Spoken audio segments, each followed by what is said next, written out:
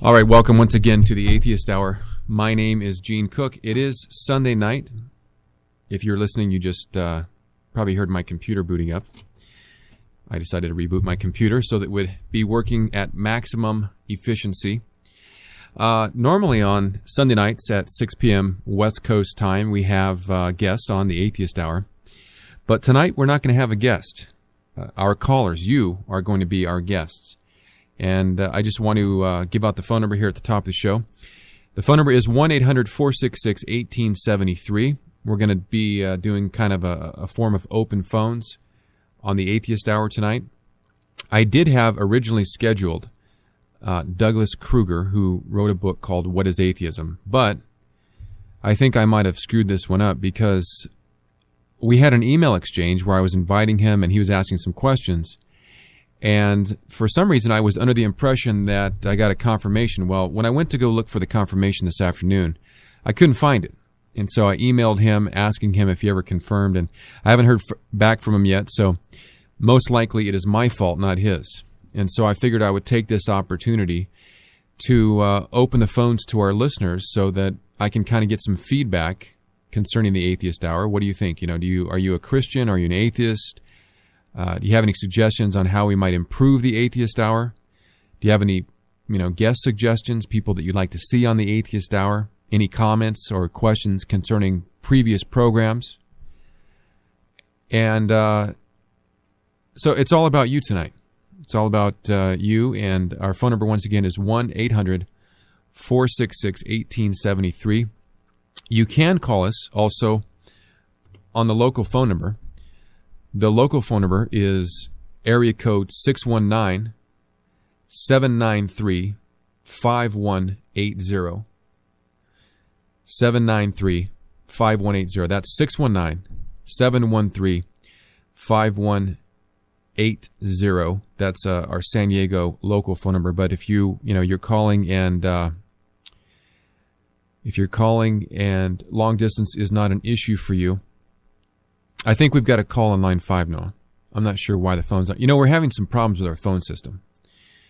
So if you call up tonight and you're on hold and you get disconnected, it's not us, it's our phone system.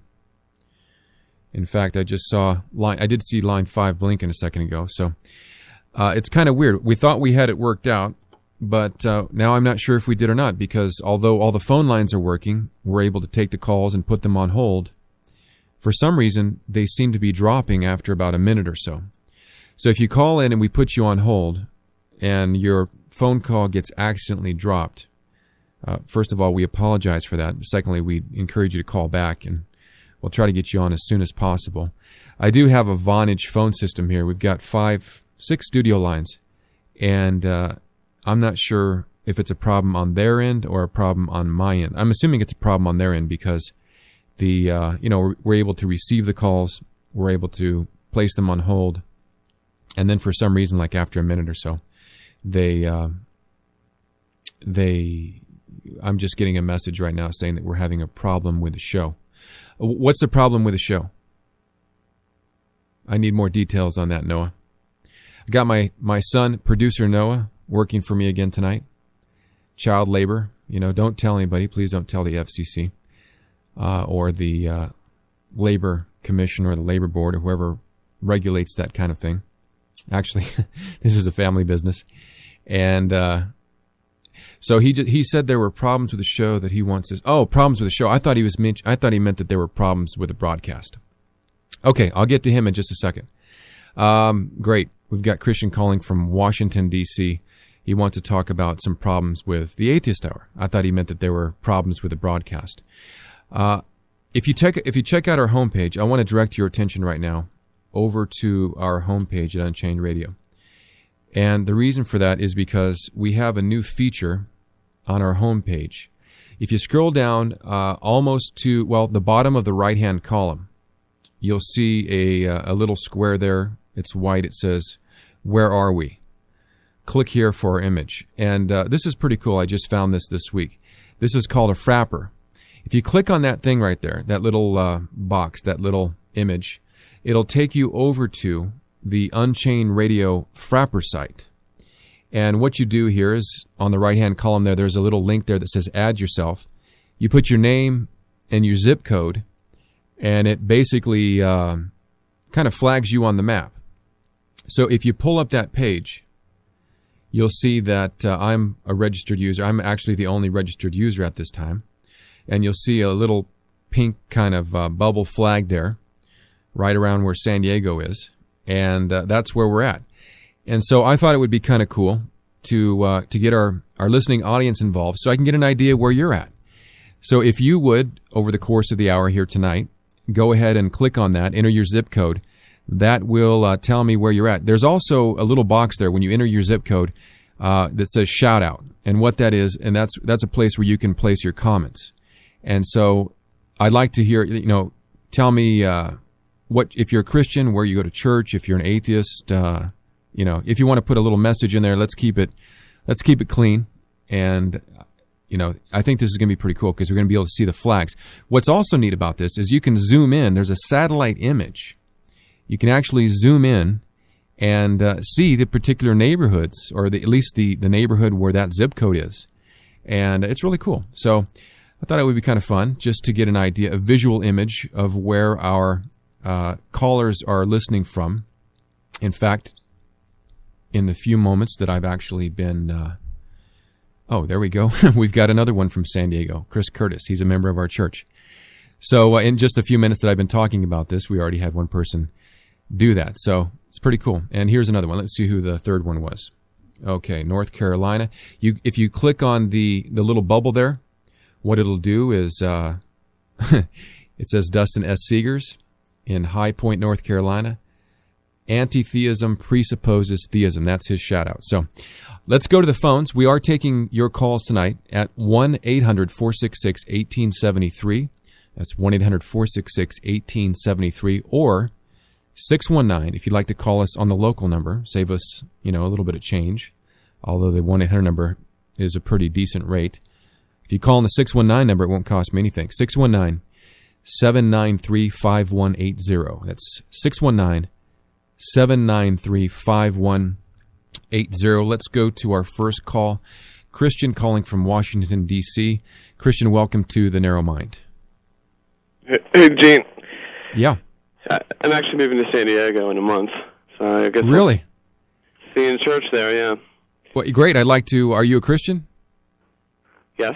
Okay. I didn't know if you were being... I didn't know if you were being funny. Because most of our callers on the Atheist Hour are atheists. And so I didn't know if you were a Christian or an atheist. So, well, that's great. Are you going to come visit us? Yeah, I go to a Reformed church here at Capitol Hill Baptist. I don't know, you know Deaver? Pastor Deaver?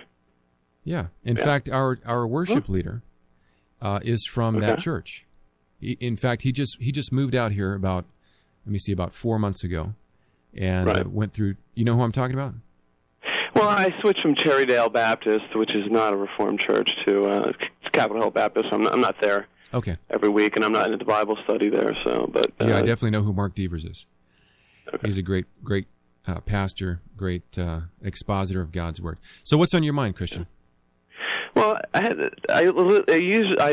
usually listened to your Tuesday show, and I've been listening to this show on archive. And what is the purpose of this show? What would you state your purpose is of this show?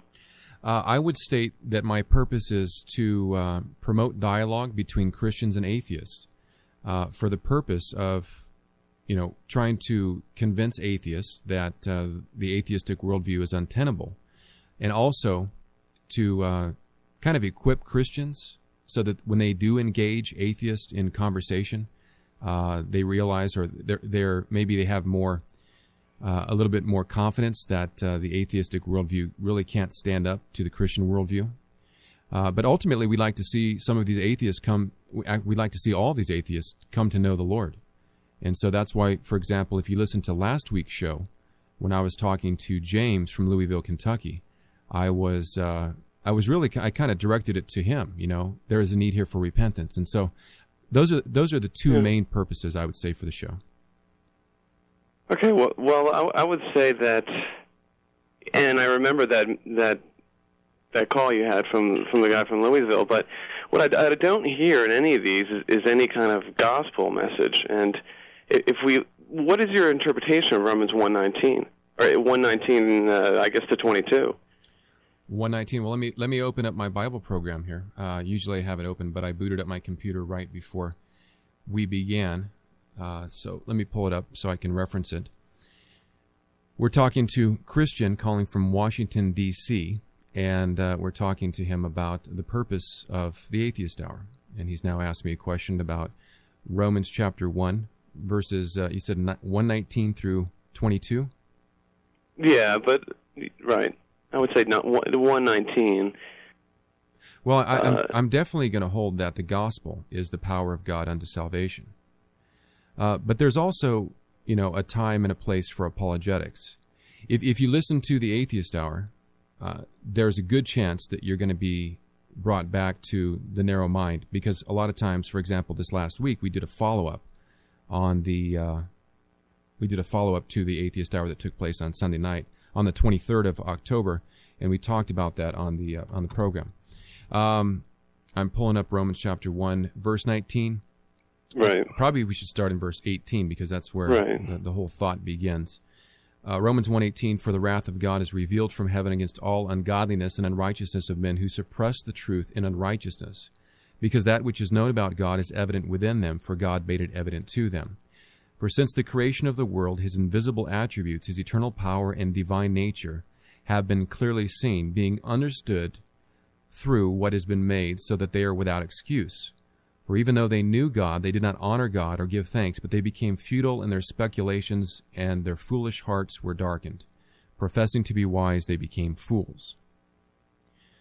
So, I think it's got a pretty straightforward message here, that this is talking about the enemy of God who suppresses the truth in unrighteousness. And we see that over and over again, both on the Narrow Mind and on the Atheist Hour broadcast. Right. And in 1:19 it says, and I have the American Standard, but it's God has manifest himself to us, and he's manifest himself onto us. And this is an immediate knowledge that we have of God, and it gets suppressed. But it's not a saving immediate knowledge. As it's not I'm looking at a fork right here, and I don't have to think that that's a fork, and God has manifest himself onto us. So, just having clever arguments, information. What that says to me, or how I interpret that passage, is it says that information is not the problem here. Oh, absolutely. If we don't, I agree with you. But in the context of Romans chapter 1 and the verses that we just read, it's in reference to a knowledge of God in reference to natural revelation. It's not a knowledge of God in reference to special revelation. It's talking about seeing God in nature and knowing God, but not knowing him in a saving way. And you'd probably agree with that. Yeah, I do. But not only just in what we see. I guess in 20, we would say then that the things that are made make it evident that something else had to create it. But also in 19, it's saying that God manifest himself onto us. So what version are you reading from? What version are you reading from? That's not the New American Standard. The American Standard? Well, the American Standard, 1901 American Standard, actually, I got here. But because it doesn't say anything in, the translation that I prefer, which is the New American Standard, it doesn't say anything about God manifesting himself. It says, because that which is known about God is evident within them.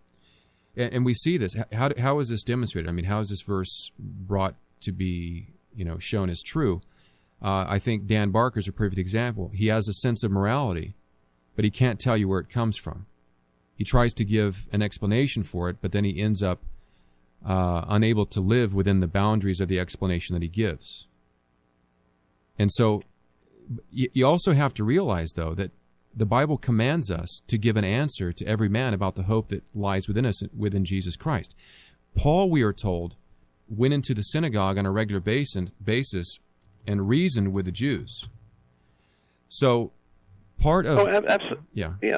I don't have a problem with what you're doing in the show, and I don't.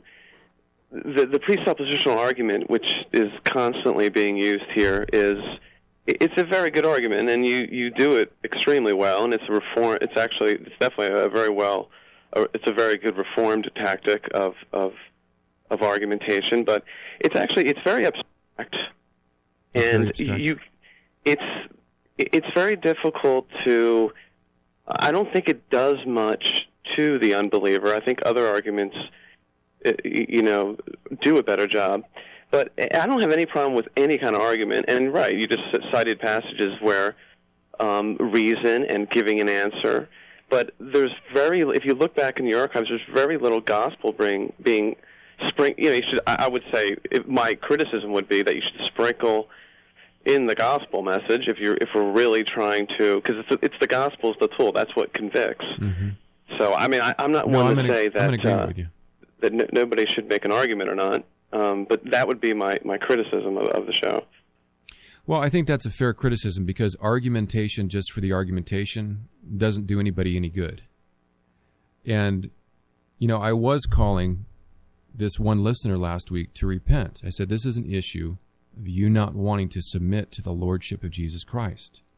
And he was trying to use a Calvinistic understanding against us. But, I'm in agreement. And see, if you listen to my sermons, which, by the way, we do invite our listeners, if you go to our homepage, we've got a link to my sermons. And so I preach the gospel. I've got over 350 sermons there that are archived where I do preach the gospel.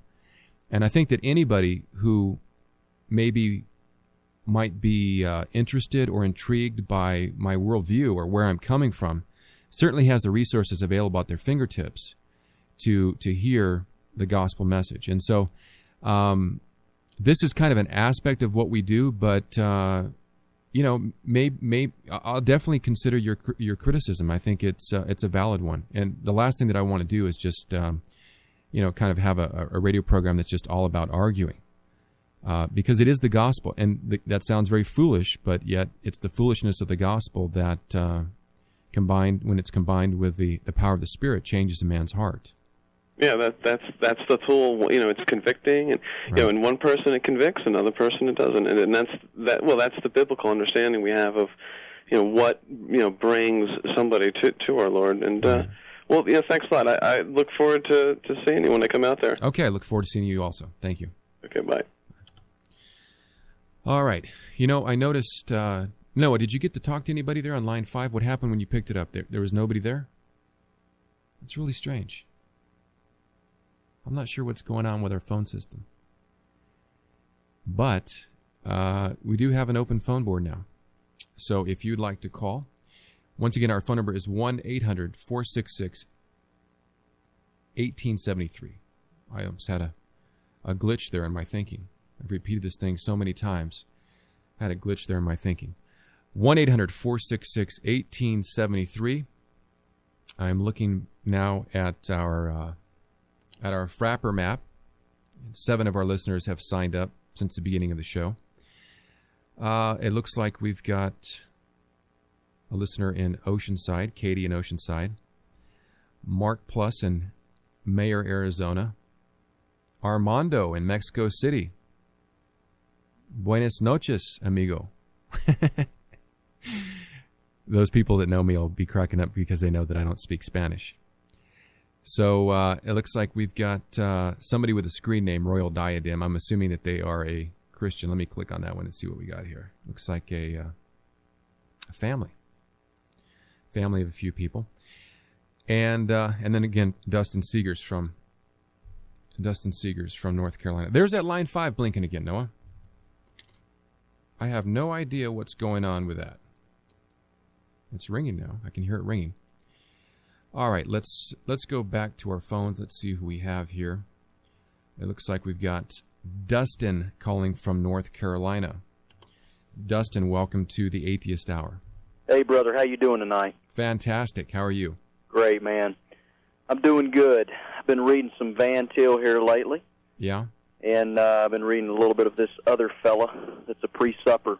And I was just going to read some stuff to you and kick this around since we don't have any atheists who have or either nobody's called in yet. Or Okay. Who's the other fella? This guy is Joseph R. I think the last name is pronounced Farinaccio. Okay. Never The heard book of him. is Faith with Reason: Why Christianity is True, and I've got the hard copy of it, but you can get the PDF file off cmfnow.com. Okay. Which is it's a really good little book. It gives you an overview of presuppositionalism, and I think it's really a blessing for those that need kind of a primer on presuppositionalism. And I think that one of the things I'd like to kind of kick around, since we've got a little time here, it says in the chapter, Do Christians Reason in a Circle?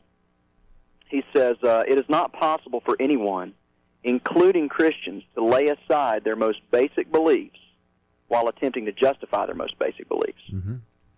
So the point that he's making is everybody ultimately reasons in a circle. In other words, everybody assumes an ultimate standard, both the Christian and the non-Christian, an area by which they are willing to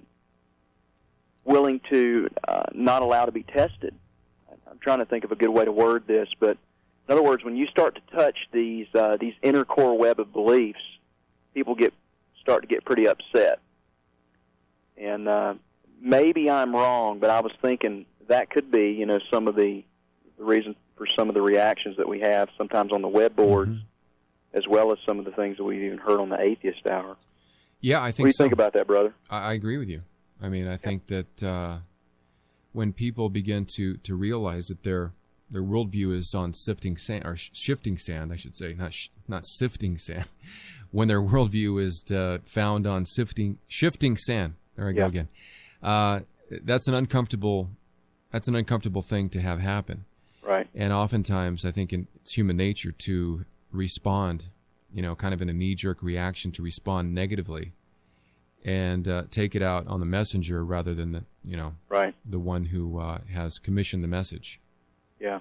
So I agree with you, Dustin. Yeah. Now, let me ask you this, because you're a pastor. You pastor a church in North Carolina. What do you think about our first caller's criticism of the Atheist Hour? Well, because I've been calling in each week, I've been trying to, at least have some kind of dialogue with these guys. I care about them. And, a lot of these guys, they've heard the gospel. I can think of Zachary Moore. He grew up in a Reformed Baptist home. He's heard the gospel.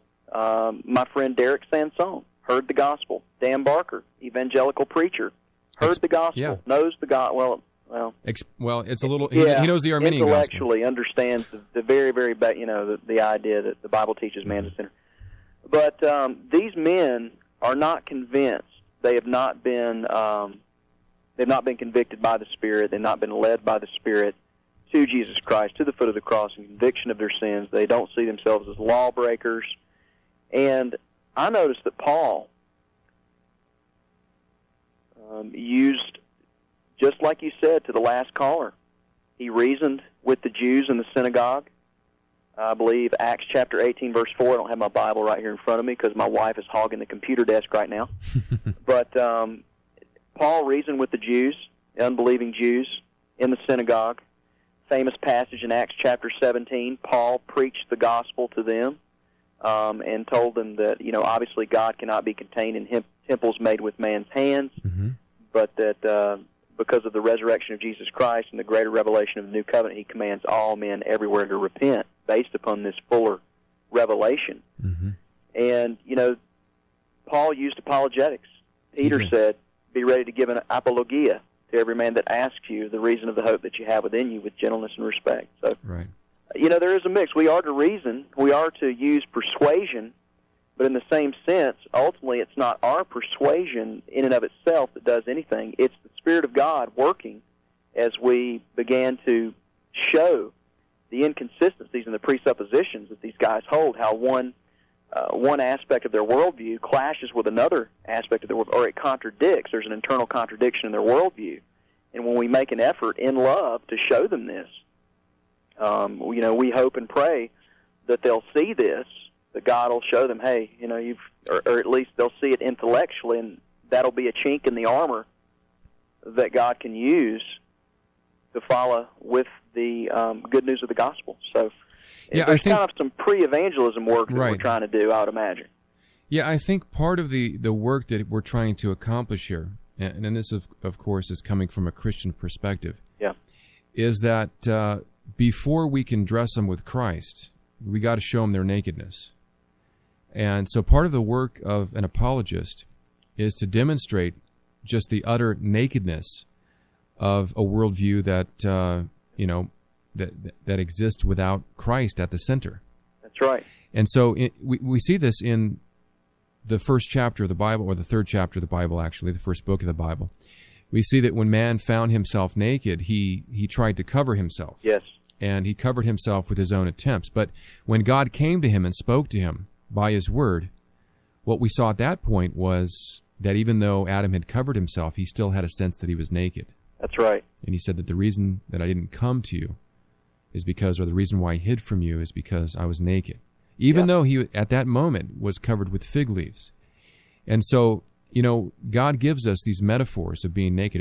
And I would actually argue that that's why human beings wear clothing and nobody else, no other that's exactly right. animal species does, is because God is teaching us something about what it means to be clothed and what it means to be naked. Absolutely. Yeah. It's interesting you say that, because I was, right before I called, I was studying some of Van Til's writings, and this is, I'd like to quote this if you don't mind. Mm-hmm. It's taken from Van Til's Apologetics, Reading and Analysis, and of course Greg Bonson put this together, but this is a direct quote from Van Til, and the title of this is The Issue of Success in Apologetics, and it says, Humbly and boldly reasoning with the willfully blind. It says, quote, as a hater of God, he does not want to hear about God. The natural man seeks to suppress the pressure of God's revelation in nature that is about him. He seeks to suppress the pressure of conscience within him. Mm-hmm. So he also seeks to suppress the idea of the revelation of grace that speaks in Scripture. In every case, it is God as his creator and his judge that asks of him to listen and be obedient. How can the autonomous man be obedient on his own assumptions? He cannot be obedient unless he reverses his entire position. This he cannot do of himself. It takes the regenerating power of the Spirit to do that. Mm. And then down at the bottom of the page, he hits on exactly what you spoke of earlier. It says, and it's precisely Reformed preaching and Reformed apologetic that tears the mask off the sinner's face and compels him to look at himself and the world for what they really are. Yeah, the man with the iron mask. That's it. Like a mole, the natural man seeks to scurry underground every time the facts as they really are come to his attention. He loves the darkness rather than the light. The light exposes him to himself. And precisely this, neither Roman Catholic nor Arminian preaching or reasoning is able to do.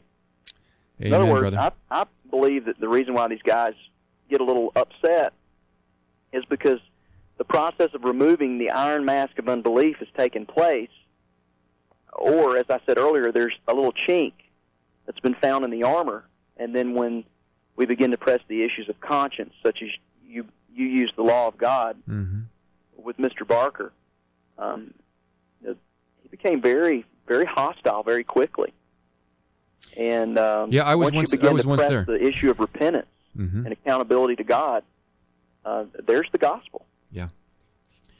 Yeah, brother. We've got another call. I'd like to continue talking to you, but I do want to get. It looks like we've got James calling back from Louisville, Kentucky. Now, this is the James that I referenced earlier, that I spoke to last week.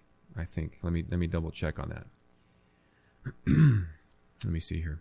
Yeah, James from Louisville, Kentucky. James, welcome back to the Atheist Hour. Hey, how's it going, Gene?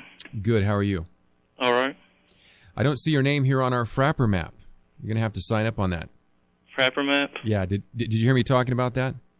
No, I came into the show kind of late. Okay, well, let me just repeat that for the benefit of those who might have tuned in late. If you go to our homepage at unchainedradio.com and you scroll down, on the right-hand side, you'll see a little image that says, Where Are We?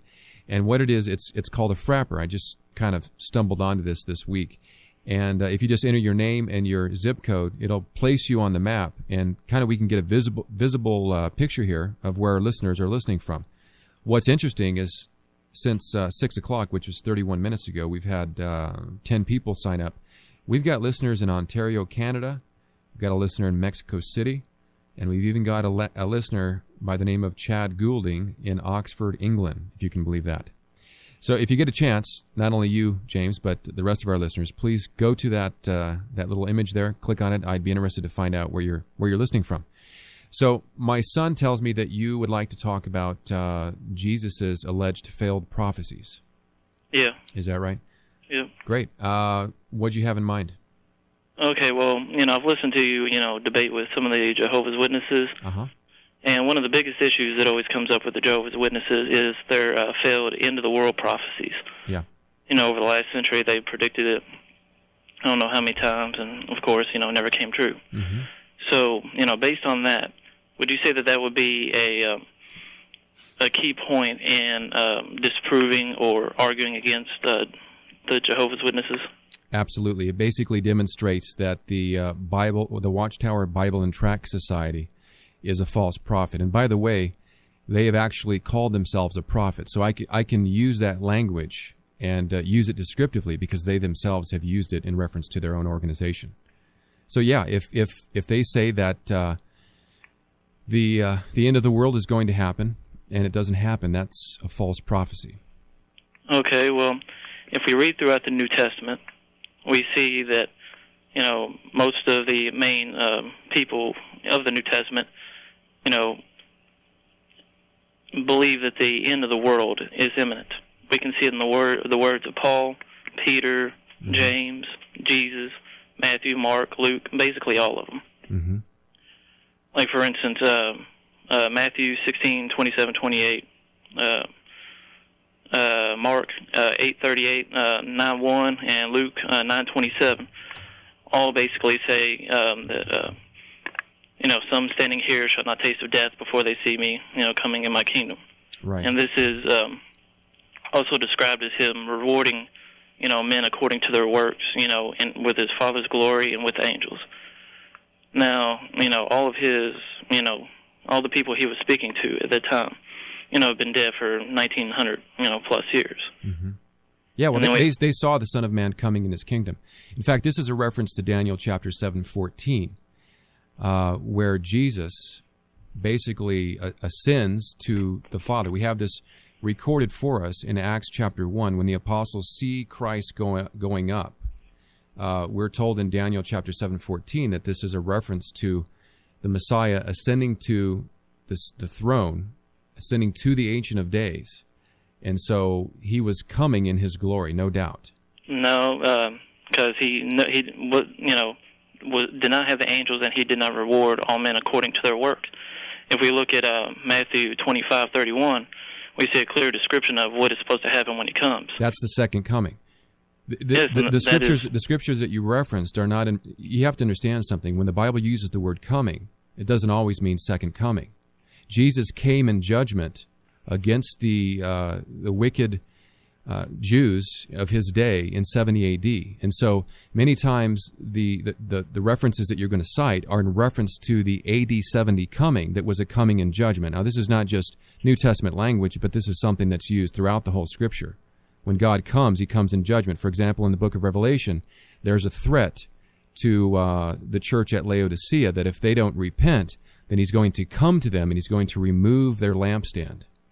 And so this coming is a type of expression that is used in reference to a coming in judgment. But there is an event known as the second coming that corresponds with the resurrection of those from the dead.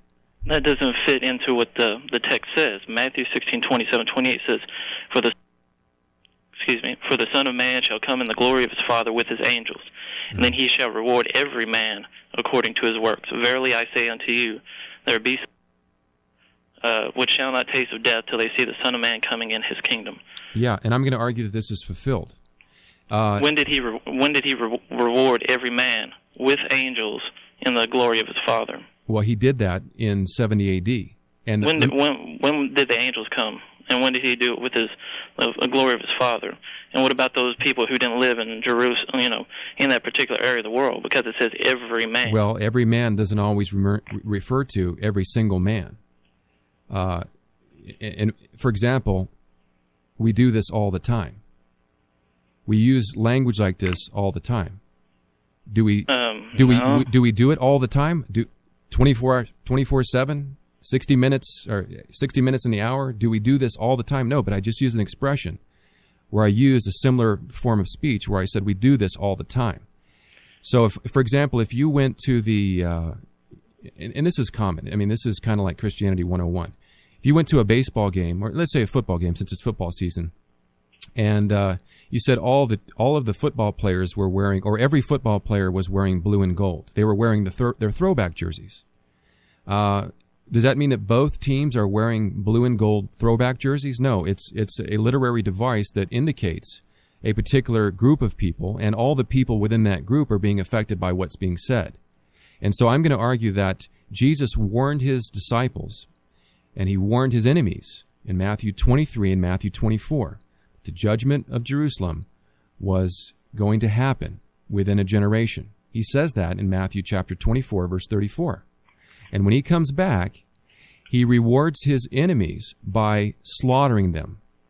And he rewards his believers by giving them the signs and the indications of that coming so that they can get out of Jerusalem. There is not one instance that we know of where a Christian died in the destruction of Jerusalem in 70 AD because they were warned by Jesus himself, and the apostles in turn warned other believers that when you see these things happening, get out of Jerusalem. That's the message of Matthew 24.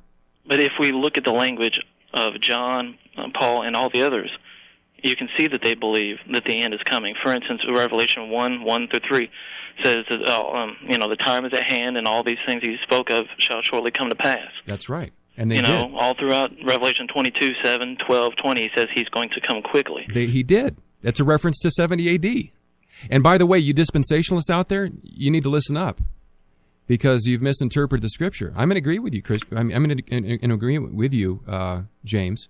Those references, both Revelation chapter 1, verses 1, Revelation chapter 1, verses 3, and then again in Revelation chapter 22 at the end, are references to the coming that took place in 70 AD. There's no way around it.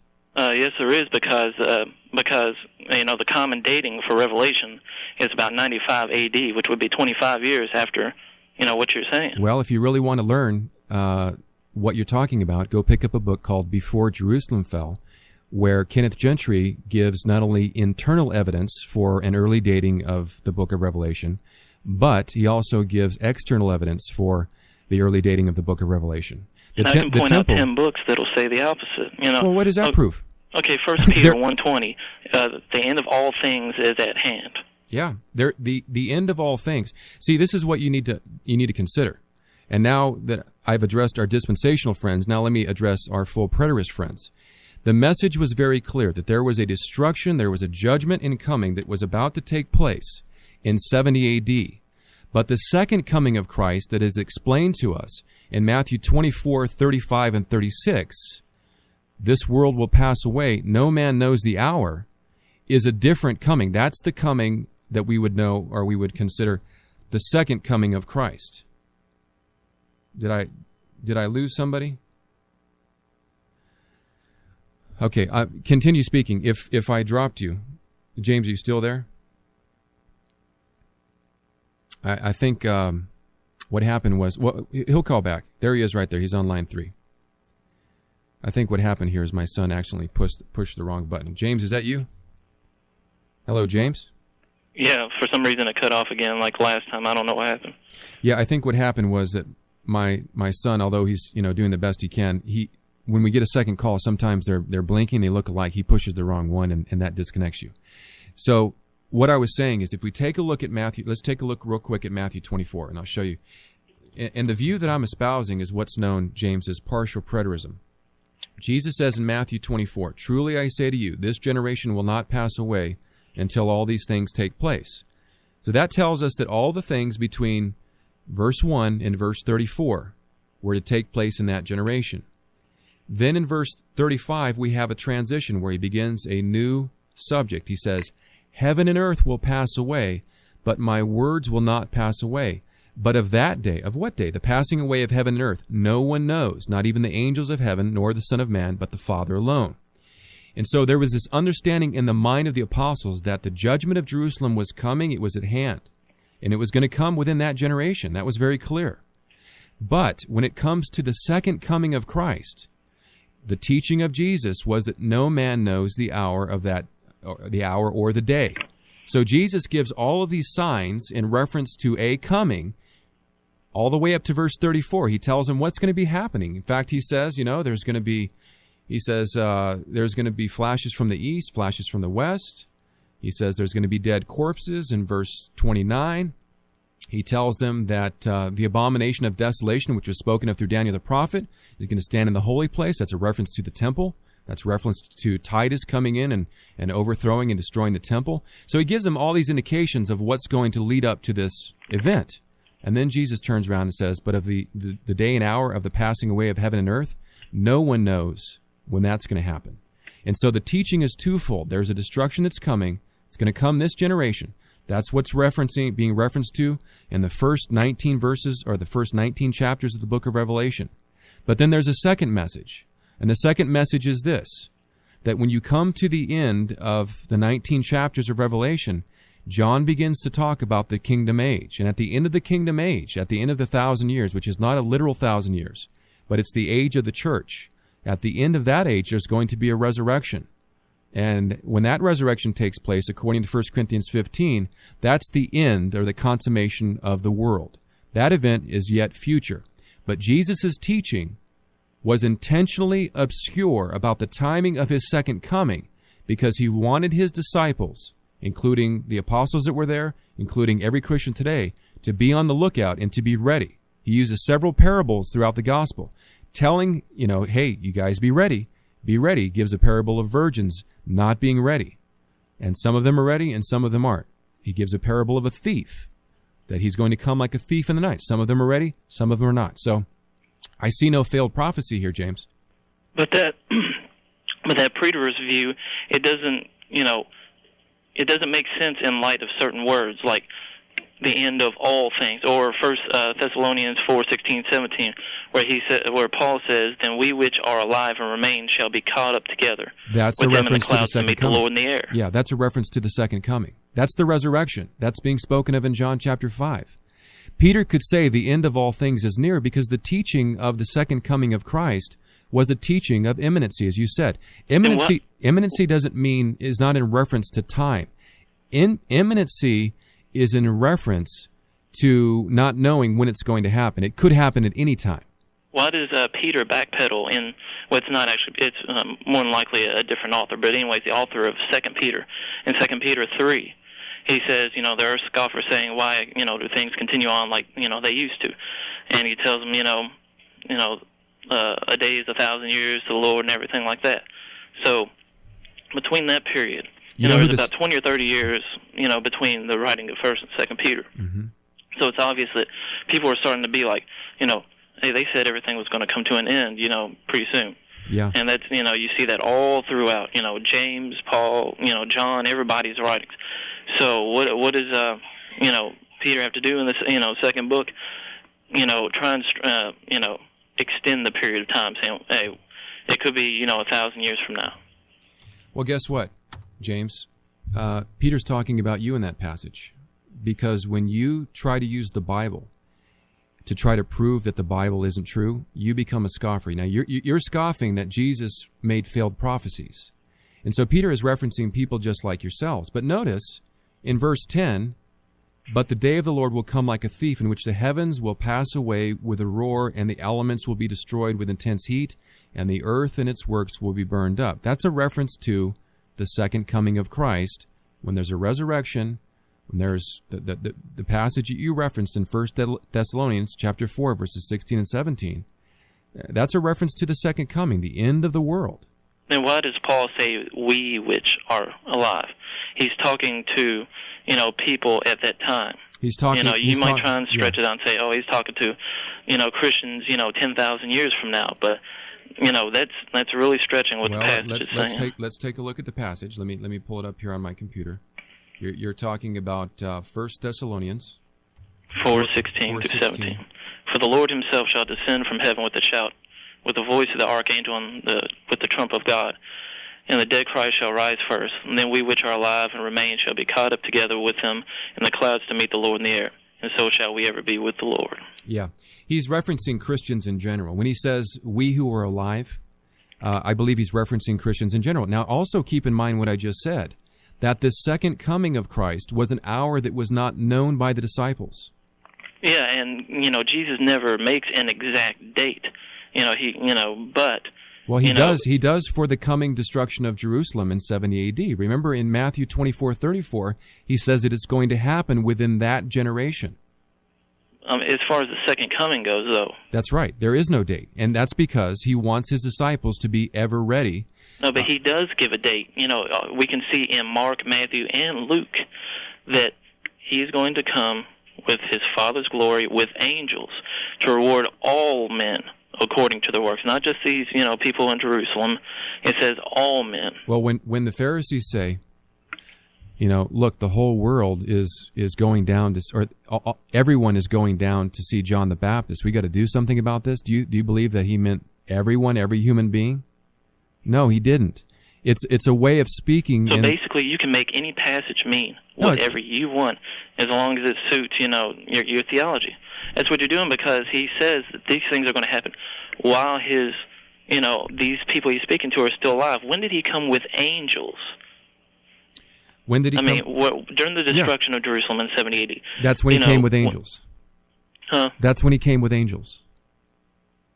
But when did he reward, all these men? I already explained that to you. The reward at that particular time was death and life. Life to those that took heed to the message, death to those that scoffed at Christ and disregarded his message. He rebukes the Pharisees in Matthew 23 at the end, and he says, look, all the blood of the prophets is coming to bear on this generation in judgment. There's no confusion there. You just haven't been reading sound Christian scholarship. This whole Left Behind thing, it's a ruse. It's not biblical. It's dispensationalism that didn't even come about until 1836. Well, why in 1 John 2:18 does he say, "Dear children, this is the last hour, and as you have heard that the Antichrist is coming, even now many Antichrists have come. This is how we know it is the last hour." Yeah, it's the last hour. The message of the church is that it's the last hour. Okay, so the last hour can mean 10,000 years then. Oh, yeah, it can. It can mean 2,000, it can mean 3,000. Just like a Yom, day can mean a millennium to some people who don't believe in a literal 6-day creation. Well, not when it's combined with morning and evening. That's where you find in context the definition for Yom. Yeah, it can mean 1,000 years. Peter says that himself. A day can be 1,000 years to the Lord, or 1,000 years can be as a day. But when you have Yom, the Hebrew word for day, that is combined with morning and evening, it means something very particular. But see, there are other Christians who won't look at it the same way you do. Well, that doesn't mean that I'm wrong. It just means we have a disagreement. That's an example of how Christians can make anything in the Bible mean what they want to. No, I'm not saying that, James. No, I'm not saying. You're not saying it. I'm saying it, and I've witnessed it 1,000 times over. I'm comparing Scripture with Scripture, and I'm coming up with a consistent interpretation. For example, why do I say when Yom is combined with morning and evening, it means a 24-hour day? Because in Exodus chapter 20, in the Ten Commandments, Moses reiterates. He says the reason why we should obey the Sabbath is because in 6 days the Lord created the world and everything in it. Yes, I agree with that. That makes sense. But how do you get last hour, meaning 2,000 years? Because what John is saying there, well, first of all, keep in mind what I've already told you, that the second coming of Christ was a coming that was imminent. They didn't know when it was going to happen.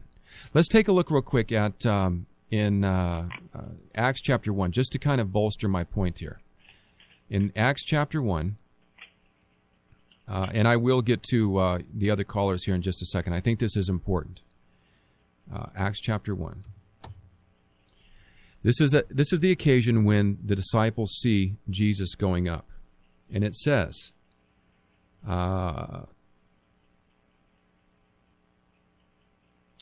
in verse 9, "And after he had said these things, he was lifted up while they were looking on, and a cloud received him out of their sight. And as they were gazing intently into the sky while he was going, behold, 2 men in white clothing stood beside them. And they also said, 'Men of Galilee, why do you stand looking into the sky? This Jesus who has been taken up from you into heaven will come just in the same way that you watched him go into heaven.' Then now there's a reference right there. There's a reference to the second coming. He's going to come down the same way, that they saw him go up. Yes. Jesus didn't do that in 70 AD. My point, exactly. Jesus came in judgment. So if you want some sound scholarship on this particular subject, I suggest you read Before Jerusalem Fell by Kenneth Gentry. That gives an early dating to the book of Revelation, about 69 or 70 AD, or something by Greg Bonson. Those are probably, or Gary DeMar, or Marcellus Kick. I mean, there's all kinds of authors that hold this view, and what you're going to find is they're comparing Scripture with Scripture. Now, John gives us the timing of the book of Revelation when it was written. He talks about 7 kings. He says 5 were, 1 is, and 1 is yet to come.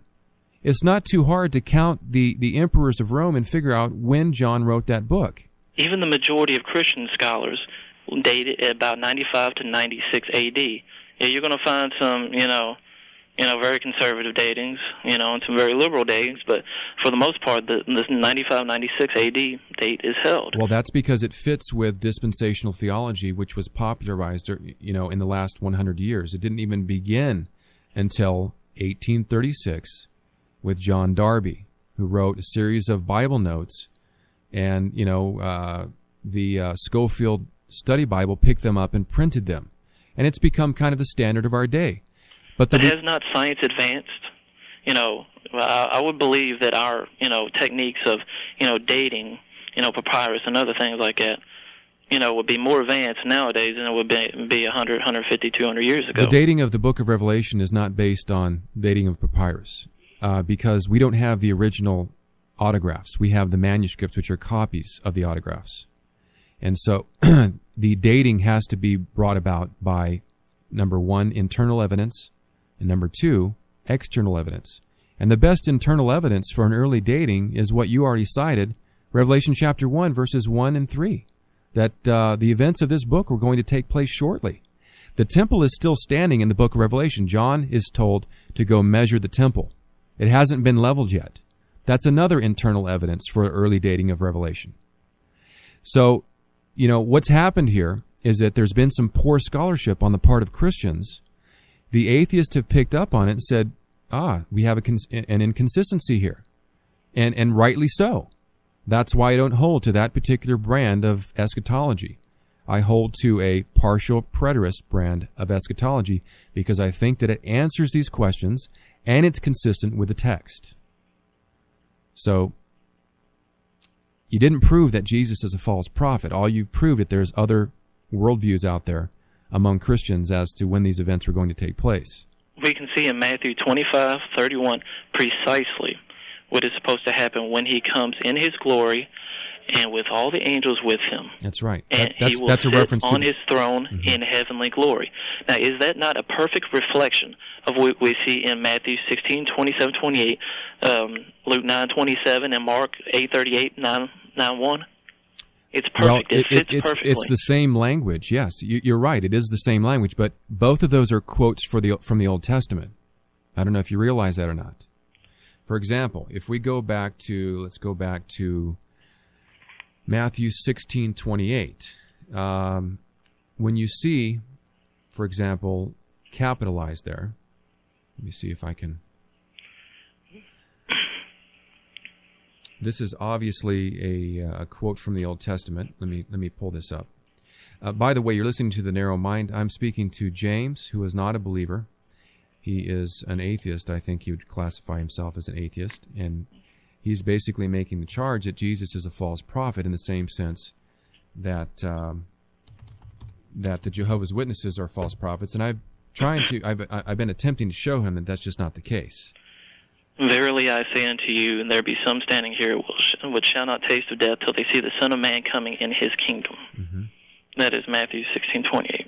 But Matthew 16:27, for the Son of Man shall come in the glory of his Father with his angels, and then he shall reward every man according to his works.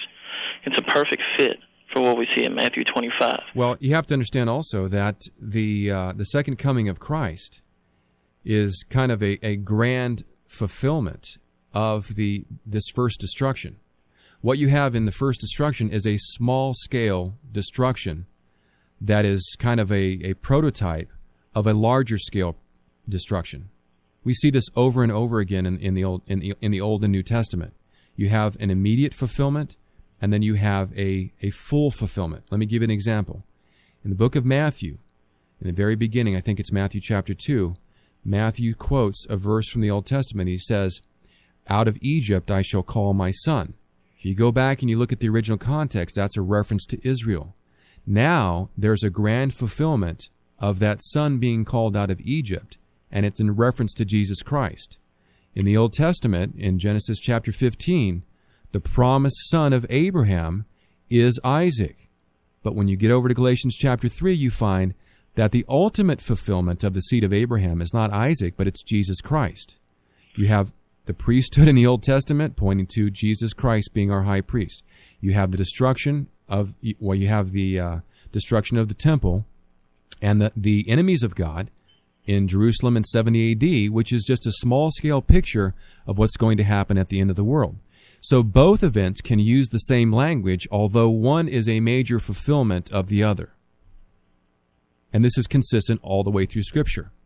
It still doesn't make sense in light of his promise that it would happen before while some of his disciples were still alive, the people he was speaking to. It's a reference to this coming of Christ in judgment in 70 AD. Matthew 16, 27 and 28 is a reference to the coming of Christ in 70 AD. Not only that, but some have even said, look, it's a coming, if you go back to the next week, they saw him in his glory. So there's even if you disagree with my interpretation, you would find that they did see him in his glory in Matthew 17. 6 days later, verse 1 of 17, he took with him Peter, James, John, and led them up on a high mountain, and was transfigured before them. His face shone like the sun. His garments became white as light. And behold, in light Moses... of the language used in that verse, though, I've heard the transfiguration, explanation before. Why such, a grandiose, claim that, some of you will still be alive when I do this, when you know that's only going to be 6 or 8 days, whichever book it is. Well, that's why I don't hold that interpretation. But I'm looking for... There's a reference by the apostles. It says, "We beheld his glory." Let me see if I can pull it up real fast. But do you get what I'm saying, though? I mean, if something's only a few days away, yeah, what's the point in making such a grand claim, Well, there is a possible explanation that it included other events. So they saw his glory, but it also included the destruction of Jerusalem. I don't particularly take that interpretation, but I'm saying that there are Christians who would disagree with me that would take that interpretation. Yeah, I've heard it before. Yeah. The reason that you've pointed that out is the same reason that I don't buy it. But there is let me see here.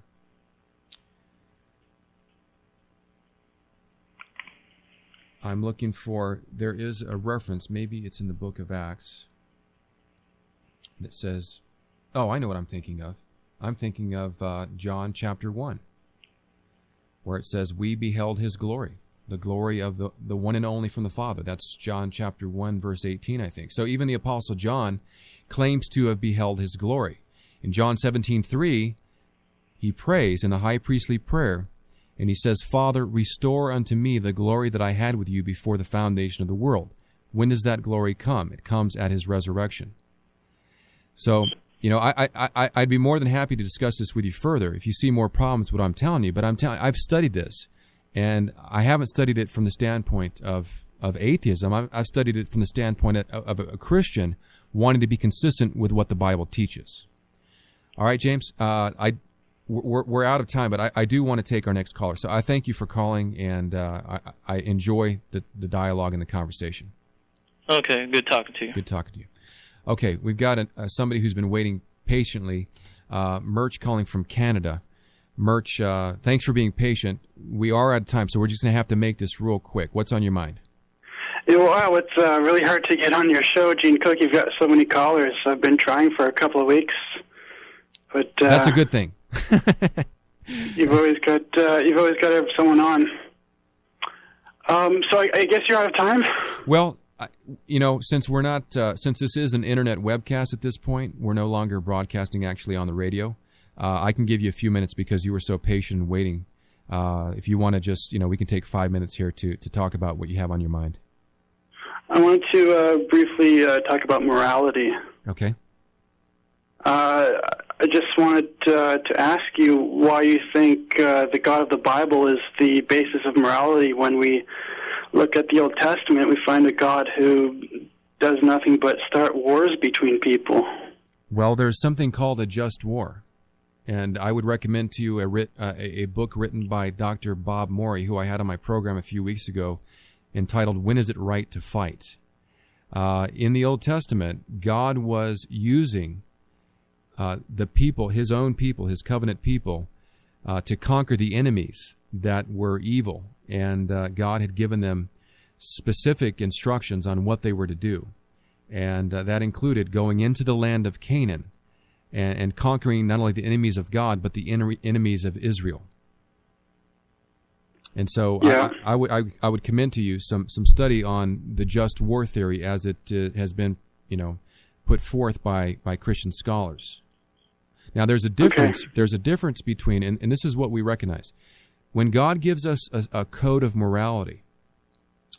Now, some of his laws are given; they're called standing laws, and some of the laws that you're going to find in the Old Testament had special reference to those times when his people would be involved in a war. He'd give them instructions on what to do with the enemy, how to receive the booty, not to take certain things.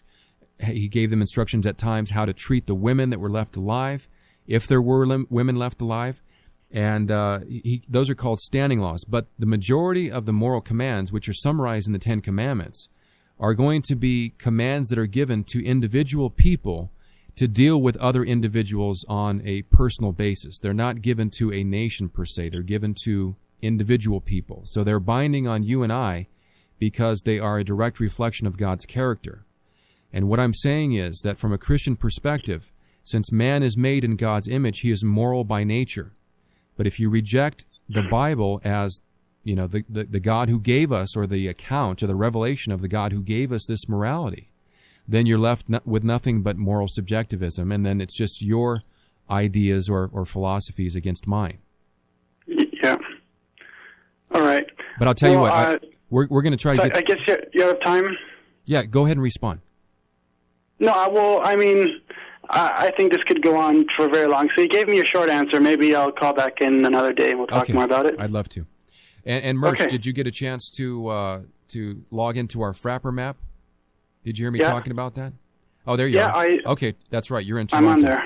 Got it. Oh, you're Schmanky. Yeah, I'm Schmanky. I didn't make the connection here till I saw it. I remember talking to you once before because I remembered your name, Merch, but I had forgotten that you are the guy Schmanky. That's your screen name that you use on our forum. So I'd rather call him a Schmanky, but when I called in, my screen name was rejected. I had to use a real name. Yeah, well, I gave him my son specific instructions, so he's just doing his job. Don't take it personal. Yeah. All right, Merch, good talking to you. All right, you've been listening to kind of an impromptu edition of The Narrow Mind, or rather, The Narrow Mind. I'm so used to saying that because we've been doing the Narrow Mind broadcast for several years now. You've been listening to the Atheist Hour, and hopefully next week, let me see, I think we've got something special planned for next week. If you look under the forums, under the subcategory of atheism, you'll see the schedule of atheists that we have scheduled there. We're going to reschedule Reggie Finley, the infidel guy. We're going to reschedule Anton Beatty, who was unable to make it. And we've got Spencer Lowe coming on. And so check back with the forum there under the subcategory of atheism, and you'll see the schedule there on the first announcement. In case you tuned in late, I want to just make a final announcement here. We have this map called a Frapper. It's found on the homepage on the right-hand column. If you click on that, enter your name, any comments that you have, and your zip code, and it will place you on the map. We can kind of get an idea of where our listeners are listening from. And I want to tell those of you, 16 of you signed up tonight, I want to tell you thank you, and I appreciate that. So our next broadcast will be Tuesday night at 6 p.m. I don't have a topic selected yet. So I'm not sure what I'm going to be talking about, but those of you that called in, James, Murch, you guys are welcome to call back on Tuesday night if we have open phones. All right, you've been listening to the Atheist Hour. This is Gene Cook, and just want to say, the reason why we do this is because, I say we, the reason why I do this is because God has so apprehended my heart and so compelled me to see my hopeless situation without Him. And it pleased Him to reveal to me the Savior Jesus Christ, to show me that I was not just a flower growing in the garden that had sprung up in the morning and that was going to be dead as soon as nature had run its course. But He was pleased to reveal to me that I've been made in His image. And as an image bearer of God, life has meaning, life has purpose.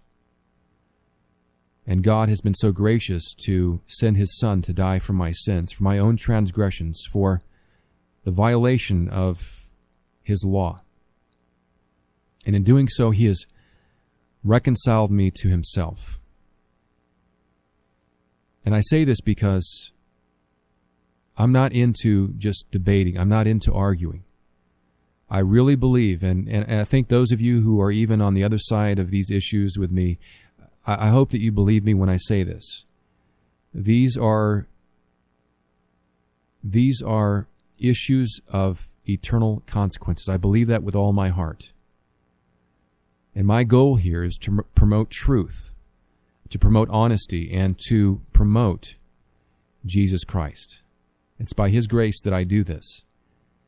And I pray for our callers, and I pray for those of you who are atheists who participate on this program. And my desire is that one day that Christ will be pleased to reveal Himself to you, that Christ will be gracious to you as He was gracious to me. My name is Gene Cook. Until next week, may the Lord bless your life.